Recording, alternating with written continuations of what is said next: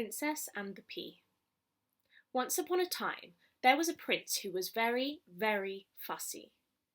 He decided that the time had come for him to get married, but his future wife would have to be a real princess who was just as fussy as him. He thought fussiness was a sign of royalty. But where could he find one? He began to search the length and breadth of the land, but no luck. He was so fussy that every princess he saw, he would say, "That one is too big, that one's too thin, that one's too tall, that one's too short, that one's too smelly, that one's hair is the wrong colour." And so on and on it went. He was never satisfied, but he did still want a wife who was a real princess. Where was he to find one? In the zoo? In the stable? His mother and father, the king and queen, were at their wits' end. They didn't know where else to look. They were still worrying about it when, one night, there was a terrible storm, and through the noise of the howling wind and the rain, they heard a gentle tapping on the door. Outside, bedraggled, hair dripping wet, was a very sad sight. "Please let me in out of the cold and wet. I'm a real princess," said a girl. They let her in because real princesses shouldn't be cold and wet. But when they looked at her closely, she certainly didn't look like a real princess. Her hair was all straggly, her clothes were torn and dripping, her shoes were muddy and squelchy, and she wasn't wearing a crown, as all princesses should. The ladies of the palace all whispered behind her back, "That's never a real princess. A real princess would never get in such a state. Who does she think she is?"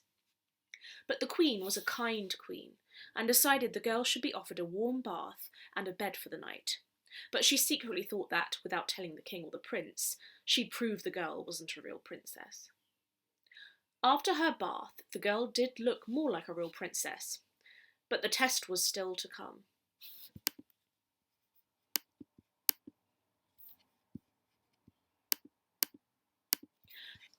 The queen ordered her servants to make up a bed with not one, not two, not three, but 20 mattresses, all piled on top of one another.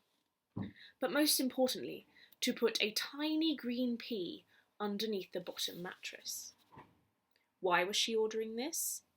The next morning, when the girl joined them at breakfast, she looked very, very tired. "How did you sleep last night?"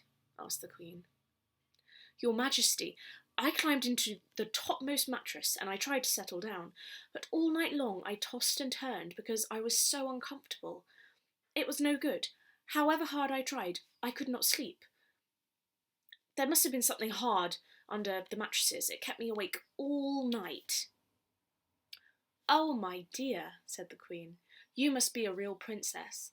Only a real princess would be so delicate that she would feel a tiny green pea underneath all those mattresses."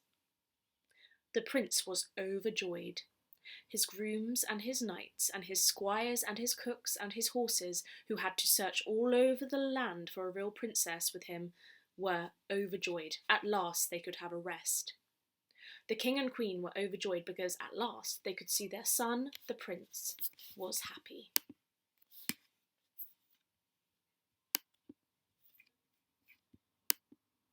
The real prince and the real princess married and lived happily ever after, being very, very fussy together.